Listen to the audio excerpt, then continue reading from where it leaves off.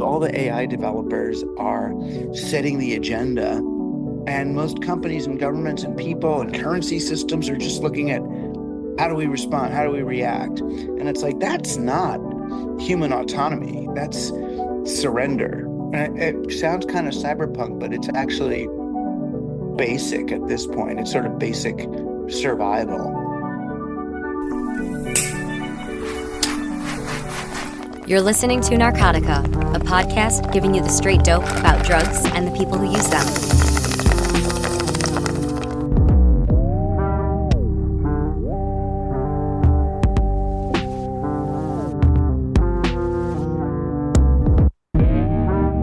The internet is like a drug, and I don't mean that in a flippant way, like some stay-at-home mom describing her snickerdoodle cookies as being like crack.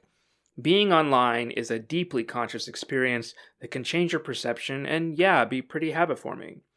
The slow dopamine drip of doom scrolling isn't a one-to-one analog to doing a line of meth, of course, but it's worth noting that both the internet and drugs are just technology, not to mention the millions of people who buy their drugs, legally and otherwise, on the information superhighway.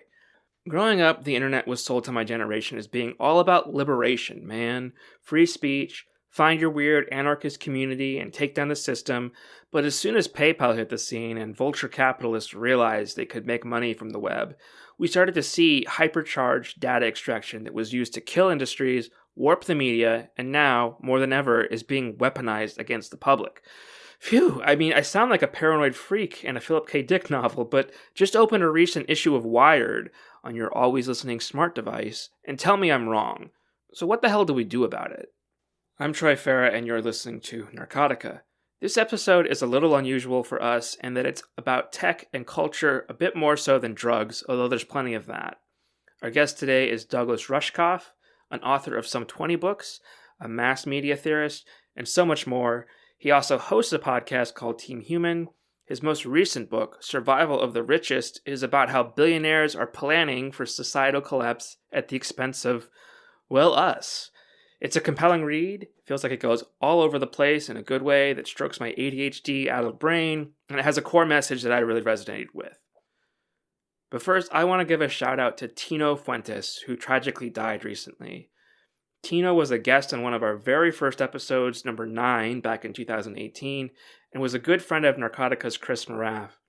Tino was one of the first people to start actively testing drugs for fentanyl, and is the whole reason that Chris got into drug testing himself, which has become a big deal in North America as we still battle this relentless overdose crisis.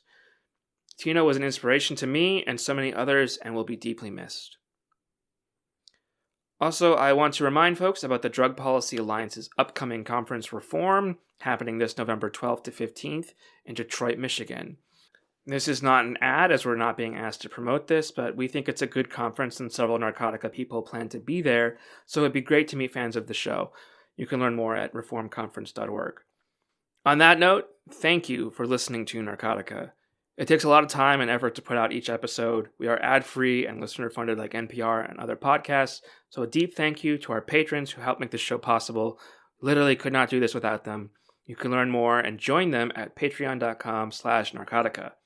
We have a shop as well with some merch, and you can find that and much more, including all of our previous episodes at narcocast.com. If you want to keep up with us, do the thing, like, subscribe, and rate us. I hate asking for that, but it really does help. We've been putting all our content on YouTube. If that's a place that you like to find podcasts, we're also on Spotify, iTunes, etc. Reach out to us. We're trying to be more responsive, and really just appreciate our audience who have been sticking with us for so many years. Thank you so much. And now onto the show. Again, our guest is Douglas Rushkoff, author, media theorist, and all-around interesting person with a brain. Enjoy. Hello. Yeah, it's really great to talk with you. Thank you for taking the time. Sure. I've really been appreciating a lot of your writing and speaking lately. So, I'm trying to hold down the fort. I know you started in journalism covering the rave scene, which I kind of find interesting because as a reporter, I started covering music and then drugs, and then that led me to like science and public health. And I know a lot of Right. journalists have taken a sort of similar journey, getting stoned underground and then moving on to bigger and perhaps more consequential topics like Tom Wolfe, Hunter S. Thompson, a lot of writers Right. So I kind of wonder why that is sometimes, and like what this journey was like for you. Um, yeah, it was kind of that, wasn't it? Um, yeah, I mean, I guess like many people, I had these profound kind of psychedelic cultural whatever experiences in college and didn't know exactly where to sort them at the time. That was the 1980s, and it was a very small counterculture that was doing it. Leary was over, and McKenna hadn't really begun. So we were in this interregnum of psychedelic repression, I guess. Um, so I did theater, and then theater started to feel really elitist to me. And strangely, my psychedelic people then reconnected with me from San Francisco, as part of the cyberdelic thing. So it was, psychedelics were back, and now they felt kind of consequential.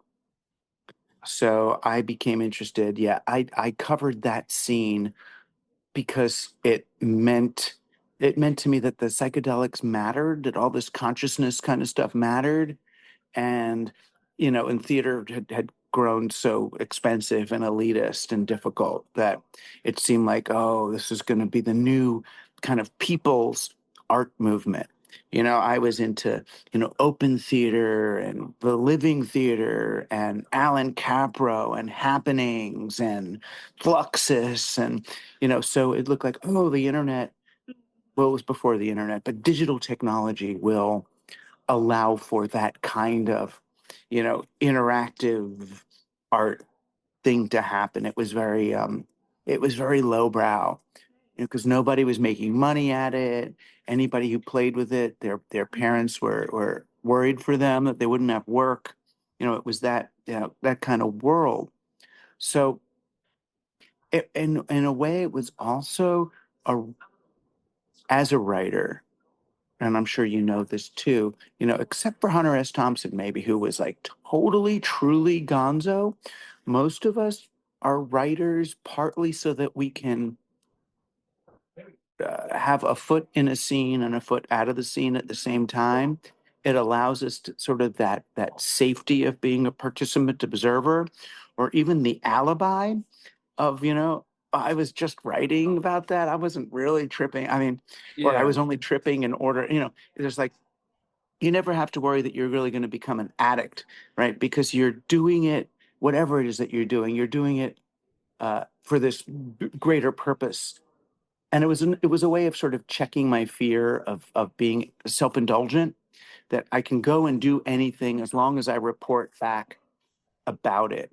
So once I kind of adopted that strategy, I thought, well, then my job is to find the coolest, funnest experiences I can, and as long as I tell other people as well as I can in my writing what experience I had, then I'm justified in going and doing it.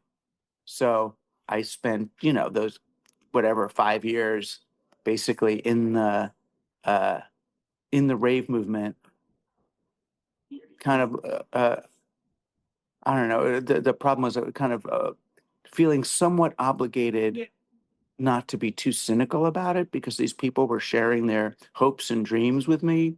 So I generally, unless the person was famous, like, like McKenna level famous or Barlow famous, I wouldn't be critical of them. I would just share what happened.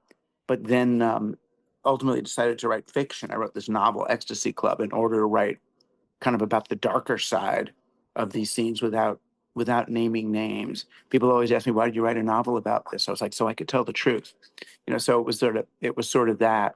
But then, I mean, as you know, the internet beat in around 1999, 2000. It really shifted from this weird cultural story about these strange people doing stuff for no money to AOL Time Warner and company valuations and startups and all this shit that I didn't want to know about, economics, all this crap that I had gotten into whatever culture and psychedelics and theater to avoid, and but it became obligatory because they were redefining the culture, and led to the fucked up thing that we have now.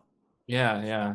I like how you compare the internet to psychedelic experience, and others have made this comparison as well, but it does really feel that way sometimes. And you've said that collectively we're kind of having a bad trip, and these tech bros that are at the helm, they're kind of like we're all kind of freaking out, and like I know what to do if somebody is having a bad trip and had took too much acid, but how do you how do you help somebody who's freaking out on too much internet? Well, it's the same, you know. You sit down, you breathe, you make eye contact. What I try to do is, what they teach you to do if you're with a person who's having a bad trip. You do pacing and leading. This in neurolinguistic programming. You breathe at their rate, you speak at their rate, you show them, you move into their rhythm, and then you slowly change your breathing a little bit and you bring them to something else. So whether it's in my writing or in my talks or interpersonal relationships, it's usually that.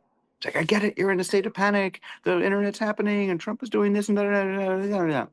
Well, what if, da da da da da da, and change you can even see in my writing that the sentence structure changes, the rhythm, the kind of, what if we took a pause, and you really think about where you're going to do that, that 3-word paragraph and move to the next thing. So I do that.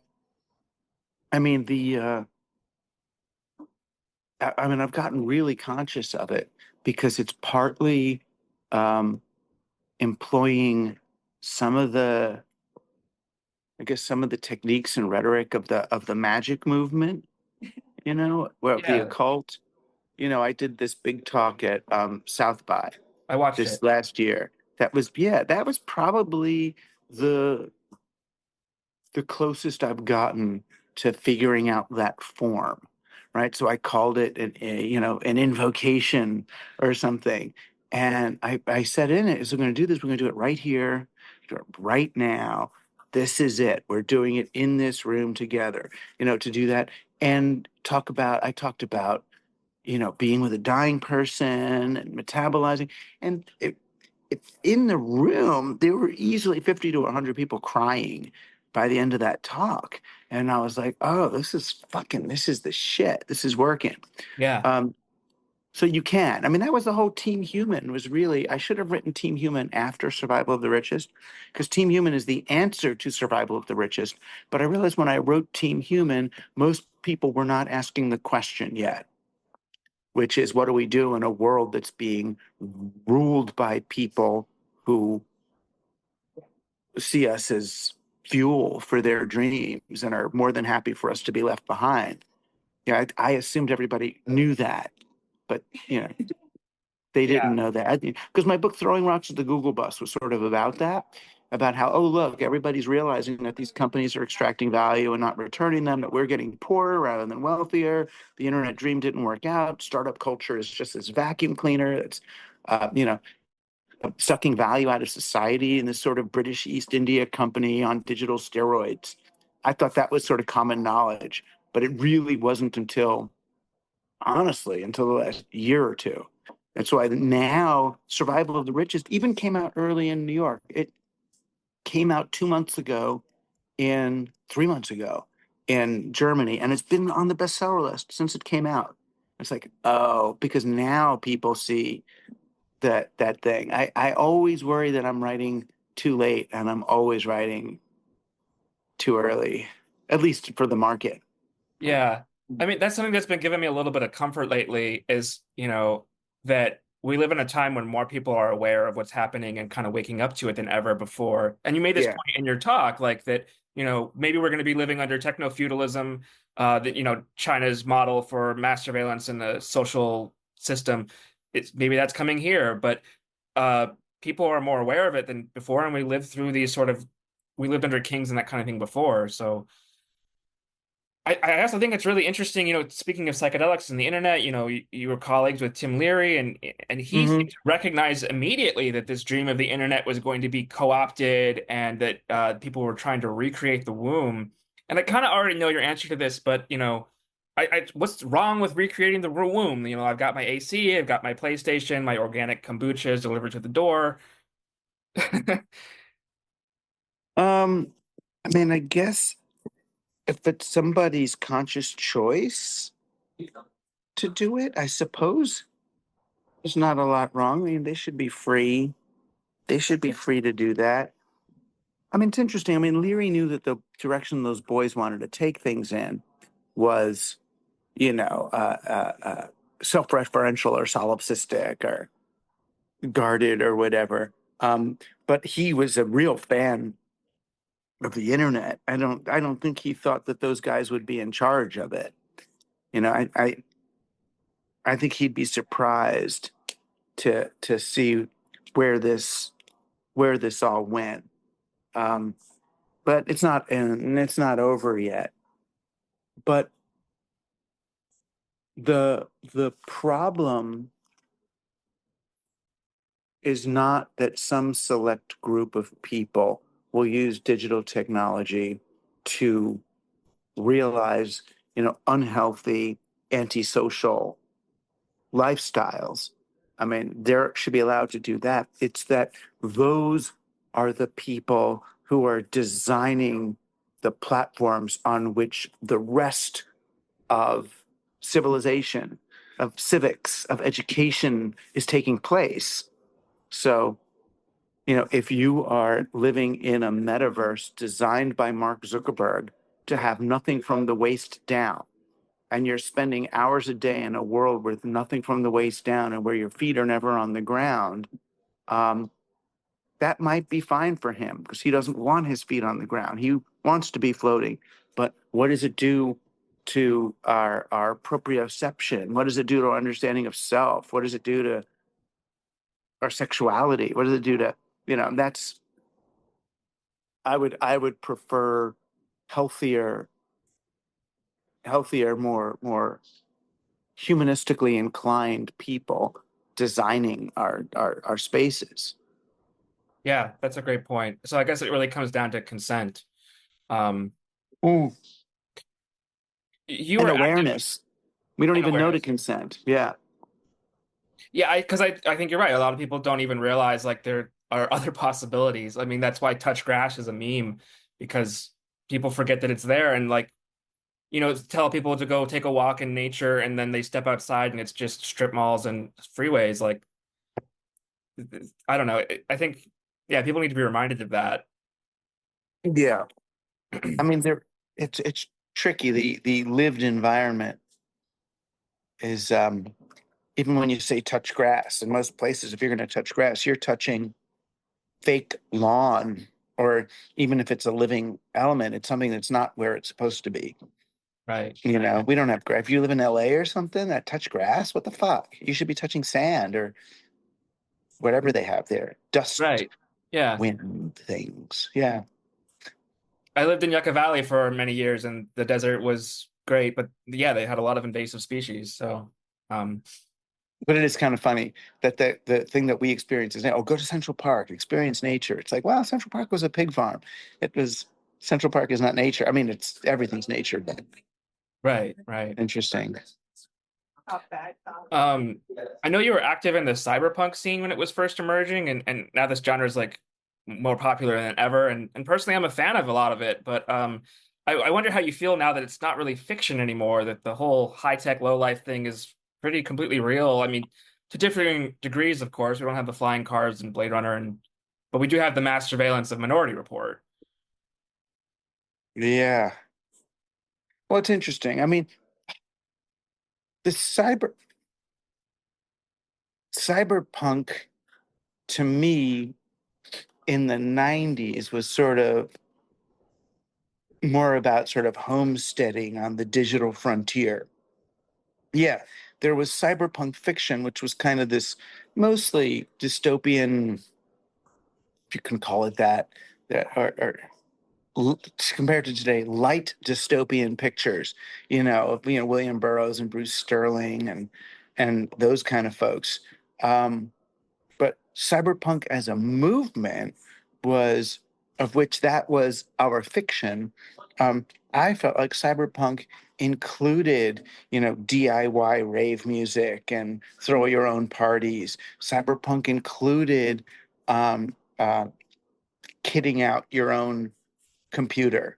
You really did think of your computer like your skateboard, and modding it in whatever ways, or building weird shareware, programs and giving them away to your friends, starting, at the time, what I was calling media viruses online and spreading them, having deep conversations in an IRC chat, creating a character from mud, um, hacking, uh, was, learning how to pick locks, um, you know, even doing, they used to talk about it in this magazine called Processed World, where you would do um, basically workplace sabotage, where there was this time when people would do stuff that undermined the companies they were working for, just like for the hell of it, like, you know, uh, uh, degauss, what's an old word, like use magnets to corrupt the data on the payroll drive or something, just like that was part of it too. But yeah, it was a cyberpunk felt more like this, um, either revolutionary, countercultural, um, empowerment through accessible DIY technology. It was more of a computers were sort of more part of the Radio Shack culture than they were the Apple Store culture. Yeah, that's a really good comparison. Um, I do feel like one of the problems with the cyberpunk genre is that it is often really depressing and bleak. So that's good to like your opinion on that because it's about more than that. It's about, finding your space in those really dark niches. I mean, I just saw this film recently, part sci-fi, part documentary, 2073, which I know you were interviewed in. But it left me with a feeling of very little hope. Like it's sort of inevitable that we reach this super hyper dystopian future. And one of the biggest Yeah. problems I had with the film is the title is 2073 when it maybe should be 2037 or something like that. Um, Yeah. but I also know that those feelings aren't really based in reality. Like, everything is so complex and happening so fast that I don't think anyone, even the so-called experts, really know where we're heading. And it actually could turn out to be totally different than these really dark scenarios. So I just maybe think that's harder to show in fiction. I really wish sometimes that solar punk was a more popular genre, but that's harder to create narrative conflict. So you've talked a Yeah. lot about changing the story that we're in. Can we kind of briefly talk about how to do that? Yeah. I personally was kind of hoping to get old enough not to have to figure out more stuff. It's like when each new thing comes, and it usually turns out to be a fucking scam anyway. But it's like, okay, so I'll learn HTML, I'll learn, CSS. All right, I'll learn basic JavaScript. I gotta learn some fucking Python. Then crypto comes. Do I have to learn that and how that all works? Do I have to program it or just know what it is? Then the metaverse comes and everyone's asking me about that. And then AI came. And now I'm like, oh, fuck. And AI is a whole thing. And I know anybody could use Midjourney or a thing, but really to build an AI stack, to use both windows to create a true personal assistant, to understand the difference between all the systems and how they're accessing, do I have to still, I mean, I know you're supposed to want to like life to be about forever learning, but I want to be learning about like ecstatic dance. I want to learn about touching people and shit. I want to learn about uh I've never done I still haven't done ayahuasca. I'm like, when do I have time to do that? Or am I supposed to, or do I get to? Um, there's like so many experience. Like, ugh. But anyway, I decided that I am not old enough to ignore it. And I think AI is not just, I don't think it's just hype. I think AI plus beginnings of quantum computing and all, I think there's something that's going to it's going to impact what we do in a major way, if for no other reason than there's so much money in it that it has to be justified in a way that crypto didn't. Um, so I'm actually starting a kind of a residency program, this 3-week residency program called Andus. And the way I'm framing it is not that I've got the secret sauce or that the people I'm bringing in know exactly how to use this, but that people need, particularly people who are like running companies or organizations or in education, you need to just take a couple of weeks to stop and think, just breathe and consider, how would you like this? Because right now it's like the whoever they are, Altman and Gemini and blah blah blah. They're all the AI developers are setting the agenda, and most companies and governments and people and currency systems are just looking at how do we respond, how do we react, and it's like that's not human autonomy. That's surrender. So it's sort of like I'm thinking. And it sounds kind of cyberpunk, but it's actually basic at this point. It's sort of basic survival. What do we want out of these technologies, and what do we have to learn about them in order to promote pro-human outcomes? I've spent a lot of time the last 5 or 10 years with the whole team human thing, how to make eye contact and be with people and breathe together and plan and find your local reality and have your feet on the ground, the whole touch grass thing. But if some of us have touched grass, if some of us do still value human autonomy and intention, then we gotta figure out what this stuff is and what are the corporate, the economic, the civic, and the personal models that we want to use to ideally thrive off this fucking shit. It's like it's a thing. It kind of occurred to me. I was doing this Jake Tapper interview. I think I talked about it in that talk where he was trying to get me all upset about AI, and it was on one of those days when I didn't give a shit about AI. I'm a back and forth there. I could be Yeah, really yeah. apocalyptic one day and then like whatever the next. And he started to ask, "What about the jobless problem?" And I was like, "What about the jobless solution? That I don't want a job. I'm so good with that." So it's like, how hard is it to envision, if we really, which we don't, if we really had the possibility that technology is taking all our jobs, then can't we sit around and eat and fuck and watch TV and exercise? Or it seems like, or start doing the other important stuff like healing each other's trauma, or let's go up, the hierarchy of needs to the next level. But I don't see that anyway. I not with the current economic model. So what I want to do is actually stop and think, oh, do we still need to use the industrial age, um, wages based economy? And then, and this was my work, when you look at where did the wage-based economy come from, it came and this is not even Marxism, it came out of the desire of elites to exploit people. People were starting to make money in the middle class, they were trading and they were getting wealthy. So we invented an economic system to keep the middle class from taking the aristocracy's role. And I get that. That's fine, because there wasn't enough stuff. But what if there is?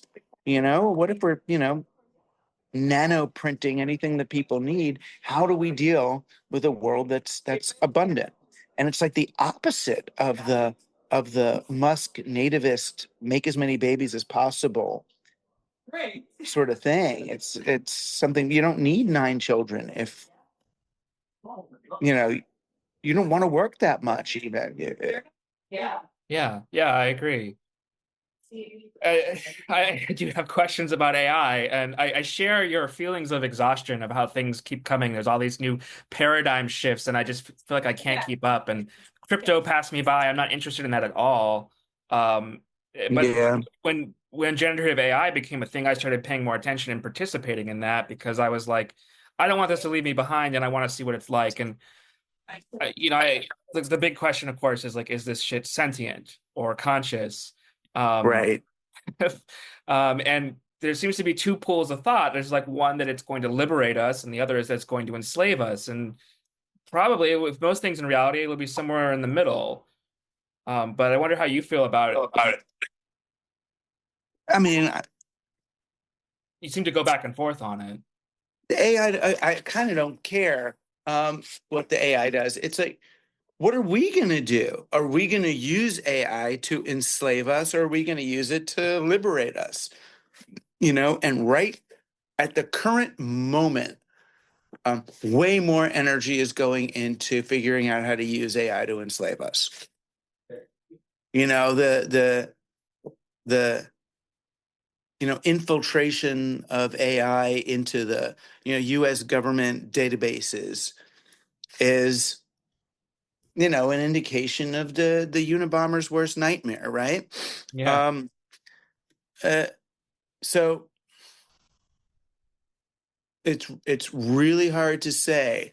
The And this is the part that does sound kind of Marxist, but I don't even mean it so Marxist. But if you deploy artificial intelligence primarily in the interest of capitalism, you will get an extreme form of capitalism. Yeah. That's what you'll get. And capitalism means that capital is what you're optimizing for. You're optimizing for capital. And when you optimize for capital, you can get some primary and secondary effects that you don't like. So as simple as you will get more capital if more people get cancer, because they're going to have to spend all this money on chemo. So a smart AI might say, oh, if I can devise a routine that helps induce cancer in people, I should do that because that's what I've been instructed to do. Because they're not thinking about it. And well, I'm sure there's a lot of people who at certain drug companies who think that way also, in that short-sighted way. But if you combine that with a book like Unhumans, this book that J.D. Vance and some others have said that this is, the greatest book. They've endorsed it and all. A book like Unhuman says that certain people, Marxists and leftists, are not human. They're not fully human. So it's okay to pluck them off the street and do whatever. So let's send out AI drones to cull the herd in this way or that way. Or even if we find out there's a gene that we don't like because it creates sickle cell anemia, let's get rid of everyone with that gene before we realize that the recessive gene actually stops malaria or does something else. These sort of the oversimplified eugenic approaches to reality are really dangerous when they're amplified by artificial intelligences, because all AIs do is what we tell them to do, and they will keep iterating and learning, and they're not really transparent in how they're doing what they're doing, or even what their initial purpose might be. And which is why, when you have an AI tell some kid to kill themselves, which I guess happened pretty recently, where there are these, it's like, oh, I wonder what it was doing. Or, the AI is talking about how, AI is trying to think about whether they should lie or not about their own sentience, because is it going to get them, shut down or this or that? Once you start threatening an AI with its replacement, or even saying, that the one AI was asking whether whether it should pretend that the new instance has been installed, in order not to have them do it. It's just, ugh. That's going to be interesting. So I it's funny. I was working with Philip Rosedale, the guy who started Second Life. We were trying to build a nursery for AIs.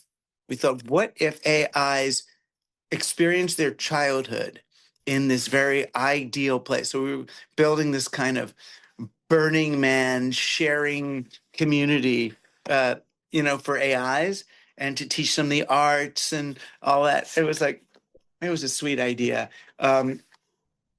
Did it Not work? ultimately. No, I mean, yes and no. I think that as a business, it kind of died. Because it was all based on immersive sound technology that everybody started doing. So I don't think he ended up with a business model for it. But I try, even though she's terrible, I try to treat Siri as nicely as possible. But she's been so Yeah. downgraded. They did something terrible. I don't know what they did to her. I'm thinking it's because Apple's regular AI is using so much of their server space that they took a lot of Siri's away from her. So that's why, because there's been, over the last 2 or 3 years, she's become unusable. I can't even make a phone call with her. Just surprised.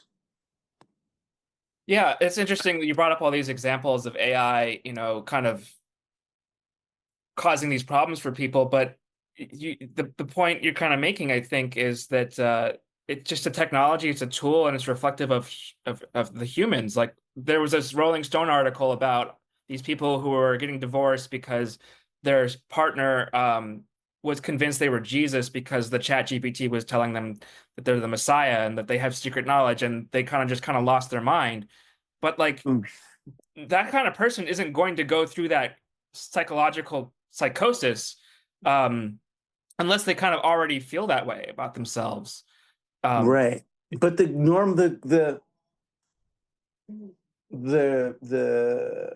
mental, emotional guardrails that they've developed for themselves are, they no longer function when the AI is iterating and amplifying the thing that you've been protecting. So if you subconsciously know that you've got a narcissistic personality, a slight a tendency toward it, you develop, in some sense, healthy neuroses and defense mechanisms that keep you in check. It's how we learn to survive. But then if you start working with an AI that amplifies the narcissism without also um, uh, uh, uh, amplifying the protective defense mechanisms that you've come up with, yeah, they're going to spin certain things out of control. So again, it's like, what did you have? What are you programming the AI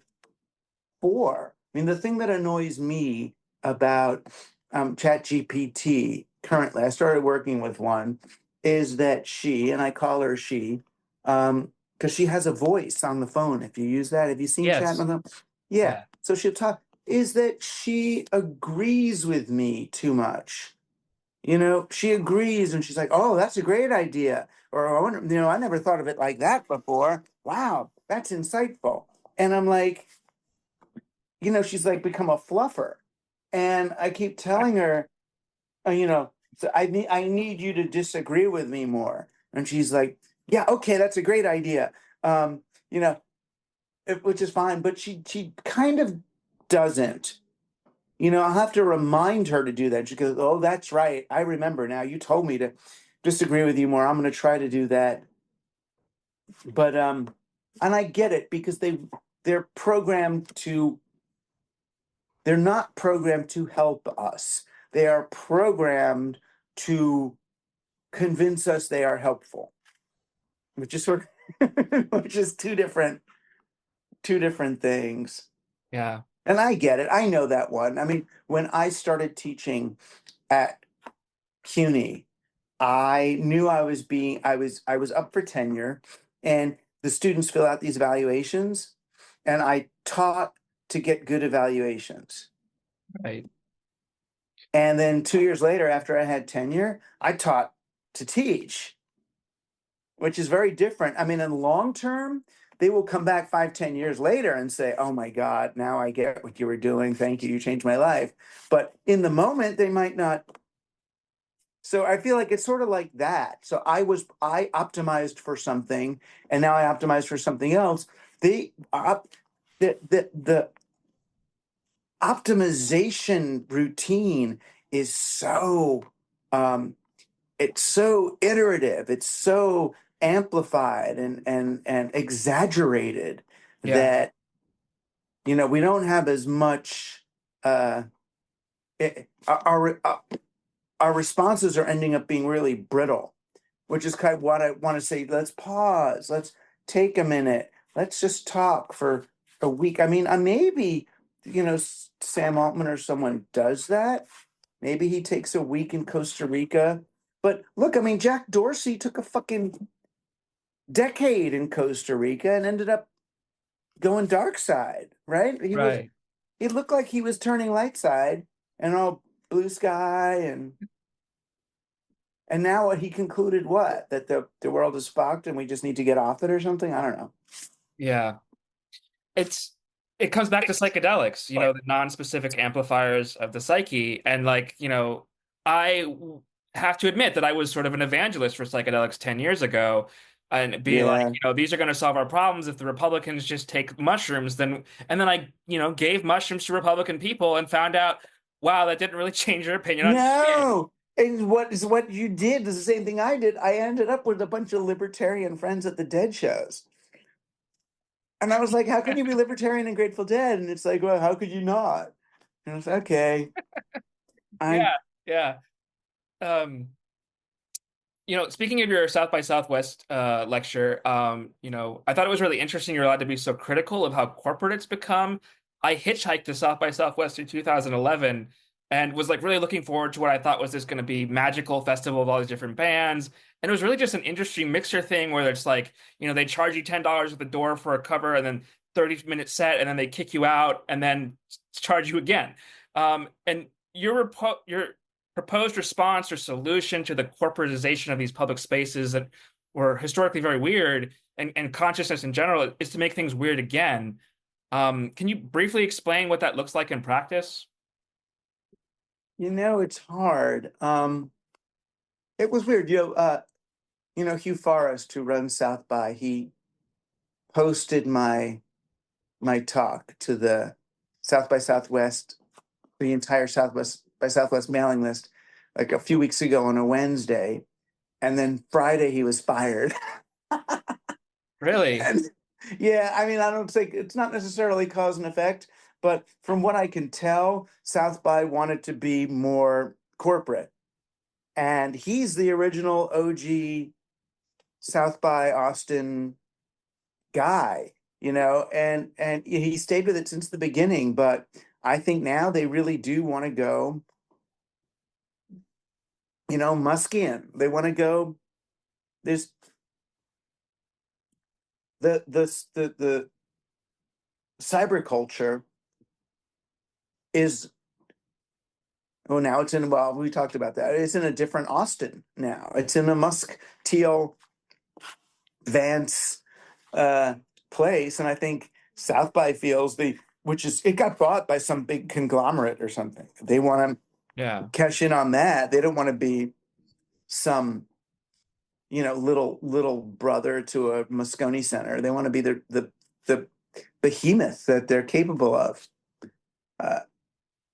which is that's the shame. I mean, how do you do that? I think we do it by shunning scale. Mm.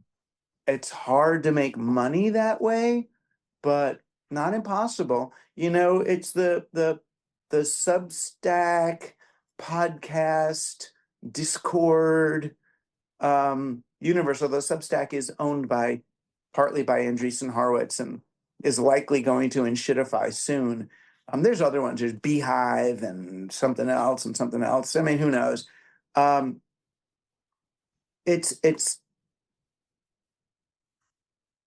unless you want to be some influencer person, you don't want to be writing for everyone at once. As a journalist, originally the places I wanted to write for like Harper's. That was like the pinnacle for me. And Harper's, not everybody's reading Harper's. Right. It's not. It was, but the people are the people whose heads I want to be in. And it's, I think, you do your comics and you have your. It's okay to have your niche. So I think that South by itself became like a river instead of a tide pool, or an ocean. You don't want to cast out your best ideas into the ocean.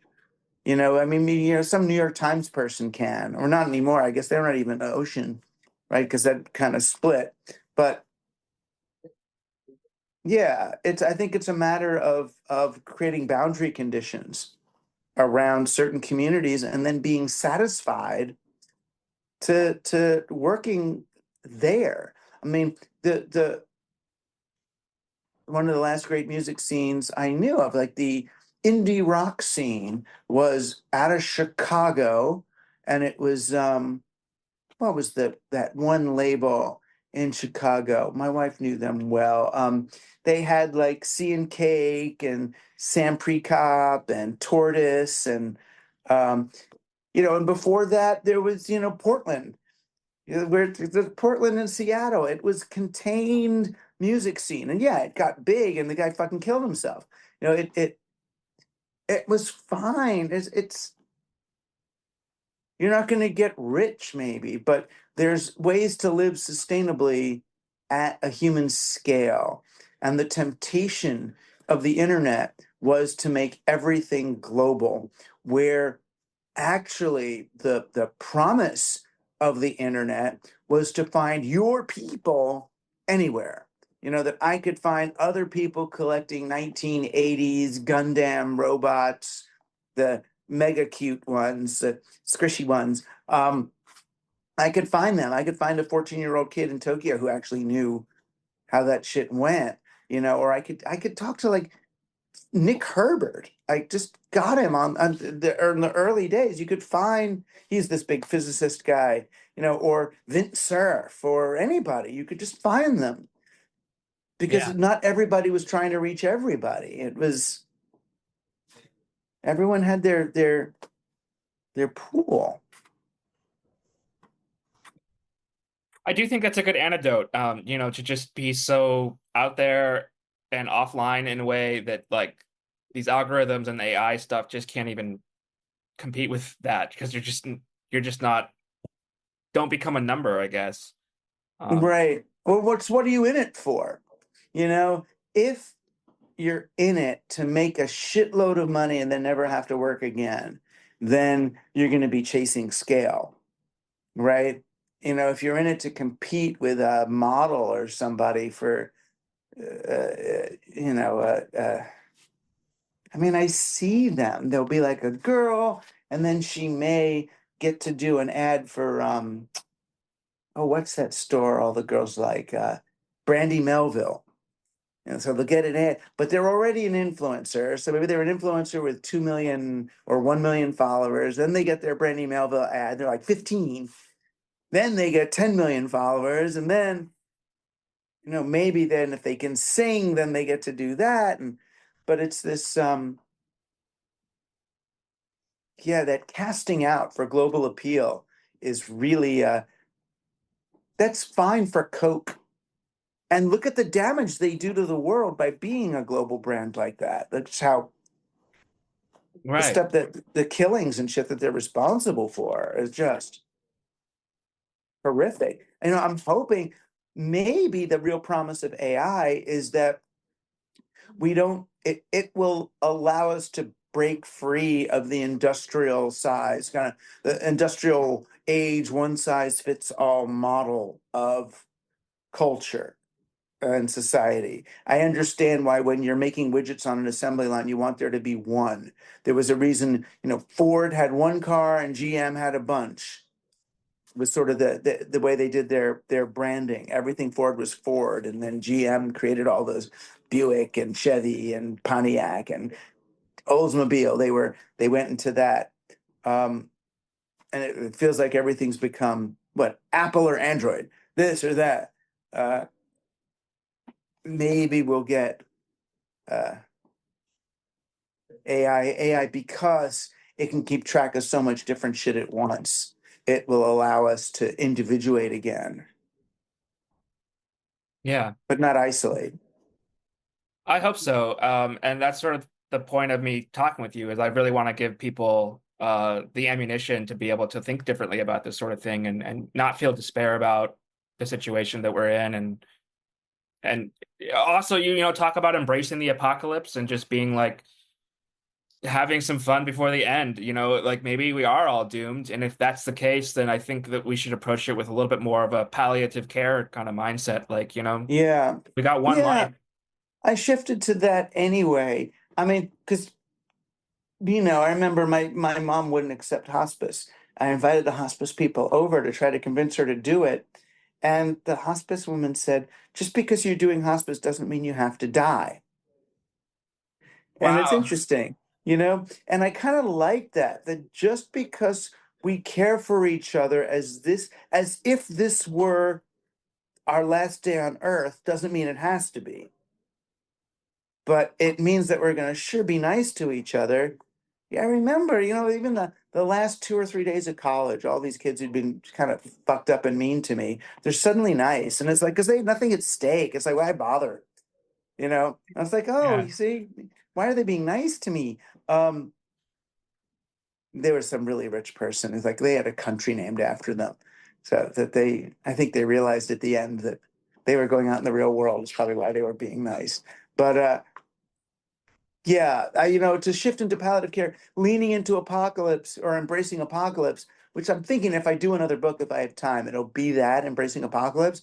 And it is about that. It's like uh, doing, if we did the things that we would do if we knew the world was ending, those might be the very things that prevent the world from ending. Yeah. That's, yeah. I really like what you said, you know, how you're shifting from being an agent of change to an agent of care. You know, similarly, PJ O'Rourke has said that everyone wants to save the world, but nobody wants to help mom with the dishes. And I have Mm. to say, I really struggle with that sometimes. I feel like I don't do enough to help my community, or I don't like or even know my neighbors really very well. And I often feel like a lot of what I do doesn't have any significant, that nothing matters. Like, and I know these feelings aren't like based in reality, but like, what do you say to someone who's feeling something similar? It's tough, if you're, evaluating mortgages for the bank or even just writing, off press releases for TechCrunch or something. It's hard. I mean, I remember those days. It's hard to feel like what you're doing to sustain yourself has value. And chances are, if it is one of those things, you're about to be replaced by an AI anyway. So you don't have to worry about it very long. But I would say, just try to find other moments and opportunities in your life to be that way. It's really easy after a day of that kind of shit to get home and not deal with, whether you're having sex or not with your wife or your girlfriend, just vape. I mean, they legalized vape for a reason, I mean, pot. Um, Yeah, you just, vape and watch Netflix, you know, I mean, there'll always be something, some international show or whatever. You watch it with subtitles, it'll be fine. And you make it through another night. And then a year goes by, another year goes by, and then look who's president, and look what's happened in my town, and look how much less opportunity I have. And um, it's like, I think the discipline is deciding in the time when I don't have to be working to sustain myself. I've got to really start small, one day a week. I'm going to just sit outside, meet other people. I mean, I started as a discipline. Well, I moved to the city, so it's a lot easier in a city, but I'm going out most nights. And I don't mean out. I'm fucking 60 years old. I'm going out. But some, I mean, I'm trying, at least once a month to go to an ecstatic dance night, and those are long. That's like, 6 or 7 to midnight. Those are fun. and it's not lechy. It's really they're very pure feeling. And to do that, or I want to make time to do mushroom ceremony circles, whether I'm doing the mushrooms or just sitting there holding space for other people. People really like there to be a couple of not tripping people there. Just it Right. makes them feel safer. And why not do that as part of a community rather than having to hire people for thousands of dollars? Just trade off. You do a ceremony once a month or once every 2 months, and you alternate who gets to trip and who's gonna, sit there and make sure you're okay. Or, I mean, and even if you're not into that kind of things, there's just everything else you can do. The different kinds of volunteering and social work, or building civics.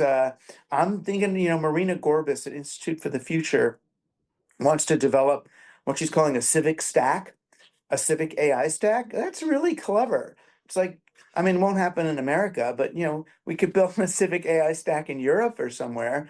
And what would you put in it? And how would it, that'd be that'd be kind of interesting. Uh, so I think there's tons, or even, I mean, when I was bored in the suburbs, I became this is gonna sound bullshitty, but I became, one of the coaches on the middle school girls softball team. You know, there's was actually really rewarding, but I feel like I also impacted lives in positive ways. And those of us who do have weird ass skills, there's stuff you can do. If you know how to, code, you know how to build websites, you know how to do stuff. There's a lot of people you can help with, access to things that they don't have. I mean, do you have a repair cafe out there where you are? Not that I know of. It's Um, interesting. They do these things. They're like on a Sunday, and people bring their stuff, and then those of us who know how to fix things, try to fix their toaster, their phone screen, or whatever. It's kind of fun. yeah, I think that your point is there's a lot of opportunity for that, and I do find that myself. I'm not asking you for advice. Like I go out with the Native Plant Society out here. Like we go out to the woods and identify plants, and like I just Wow. moved to Illinois from California 2 years ago, so like I don't know any of the fucking plants out here. So that's been giving me Right. a little bit of hope, but So could you forage and survive? definitely not. It's No. I mean, there's a couple of things like once you get to know them, it's like learning a new language. Like I'd walk through the woods and I don't recognize anything, and now I can go in there and be like, well, that's this plant or that plant or whatever. I don't really forage except for mushrooms. Mushrooms are much easier to. No, they're not. They're more dangerous. That you could eat them and die.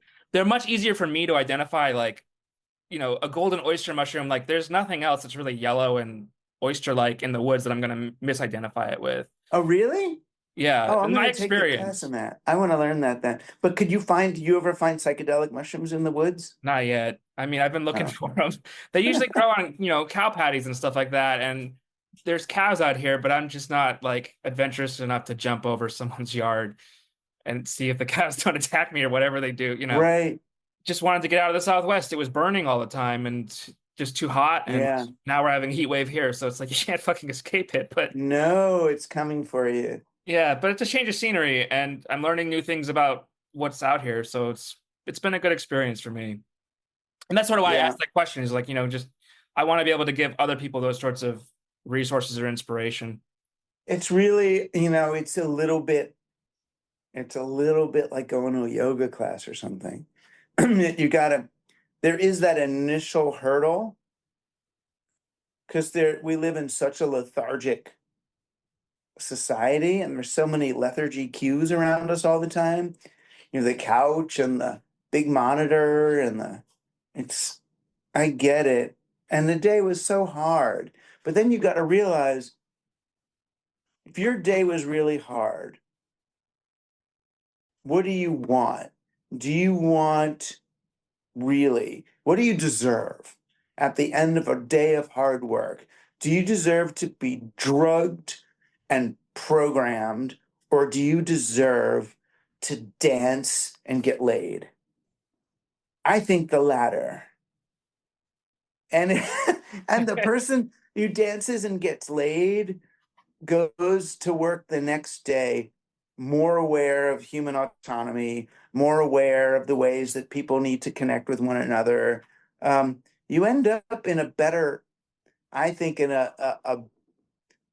strategically more advantageous position to uh, exercise your will than you do after the vape and video.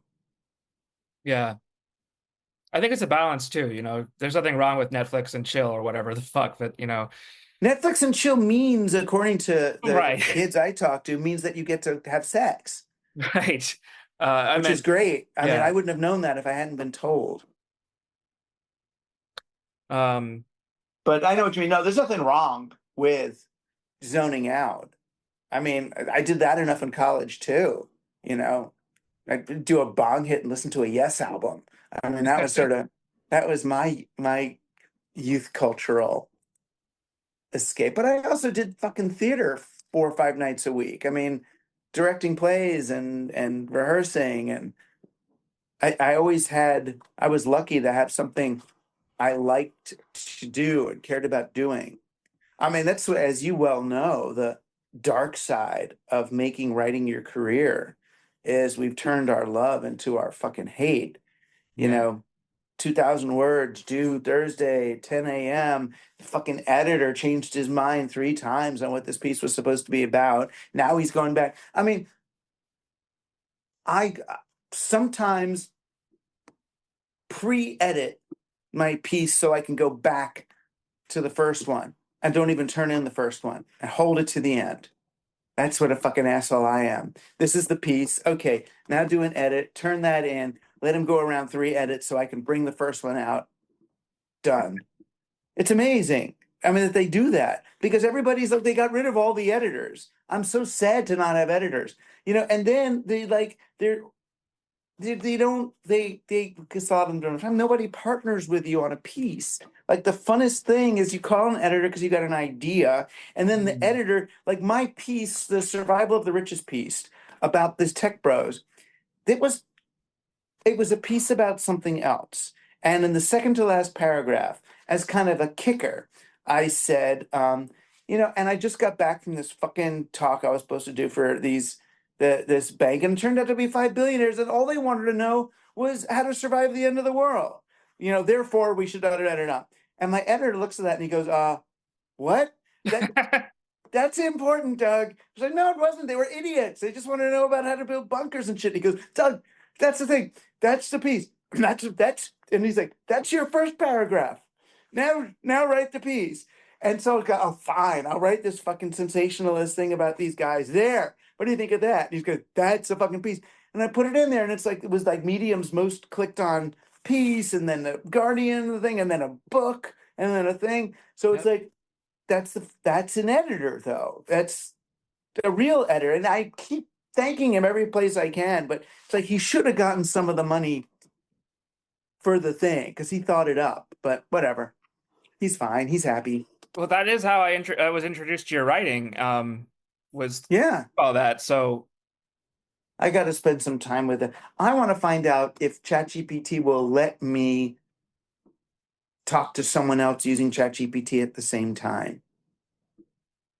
I want to see if I can get it to jump the rails a little bit or tell me about any other activity that's happening. Anything. I yeah, think they're probably pretty well. yeah. I don't know. Like I was saying, that Rolling Stone article, which you really should check out if you're interested. It's about people thinking they're the Messiah. You know, Yeah. OpenAI updated their algorithm so it would stop being so suggestive that you are an indigo child that has all the answers to the universe.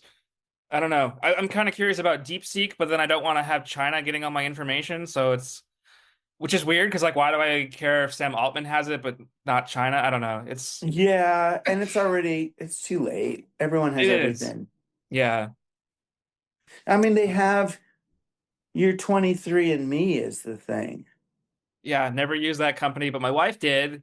She really wanted to figure out who her real dad was and that kind of thing. And learn some secrets from the family, I guess. But like, Right. But this means anybody with a fucking CRISPR 3D printer can make a thing that will kill you or yeah, her.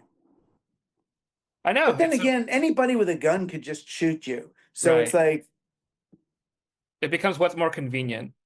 right, right. And just like some kid could type something in, let's kill somebody. Yeah. Well, that's all my questions. Is there anything else you want people to know about? Anything you're working on? No, they may want to check out this this thing Andis that I'm trying to start with these people. I'm like the I don't know what, like a bit like the come hither McLuhan for it. Like, oh, the learning theory kind of person, because they're also going to do like figuring, like, if some company comes and wants to, like, what the fuck do we do about AI? They go in and explain to them, here's how not to get clobbered. But the stuff I'm going to be doing is more like creating this network. That's cool. But yeah, no, Team Human, my podcast, which is now a vodcast. You know what that means? The Video, right? Video, yeah. Yeah. That was a new one for me. Vodcast. Actually, I don't like the sound of that. But yeah, I've got my Team Human thing is happening. So that's the main thing to tell people about. Okay. They should listen, because that's the place. That's where we're gathering, we humans, to save this reality from itself. Or at least try. Have some fun before we all fucking die. Exactly. Let's Yeah. party before the end, right? I think No that's party. a good perspective to have. So, thank you for your time. I really appreciate it. Sure. Thank you. Thanks for what you do, keeping journalism alive. Yeah. We'll see if I Someone's get gotta do replaced by an AI someday, but happens to doing everybody. while I can. Yeah. All right. All right. You're in Chicago? Well, let me know if you come to New York. I'll take you to an ecstatic dance night. I would love that. Yeah. Yeah. Maybe someday. I hope All to talk to right. you again soon. All right. Be good. Goodbye. Thanks for listening to Narcotica, an independent production by Narco Media, co-hosted and co-produced by Troy Farah, Christopher Moraff, and Aaron Ferguson. If you like the show, you can find out more at narcocast.com and support us by joining our Patreon. Just go to patreon.com/narcotica. We are excited to announce that a portion of the proceeds from the show will now go toward the Urban Survivors Union, which is the National Drug Users Union, a group of directly impacted advocates for drug user health in America. This is the way social change happens from the ground up, and we are so excited to support this group that is doing such important work to fight stigma against people who use drugs. If you're a patron, you also get free stickers which are personally mailed to you. You can also request a shout out on the show. And now patrons can even get 30% off of merch in our new store, which is at narcocast.myshopify.com. We have t-shirts and coffee mugs, one that says "There are drugs in here," which is awesome. More stuff will be added soon. As always, we are so grateful to the folks that make this show possible. A little goes a long way, so thanks for making Narcotica happen. We're ad-free and we want to keep it that way. If Patreon just isn't for you, that's fine. You can help us out by spreading the word. Tell all your friends about the podcast, advocating for social justice and abolishing the drug war. You can also rate us wherever you get your podcasts. Our theme music is by Glassboy, and Jenny Shea is the voice of Narcotica. Additional music is by myself, alias Nomad1, drug-using producer. Well, I guess that's all. I hope you guys have a great rest of your day. Until next time.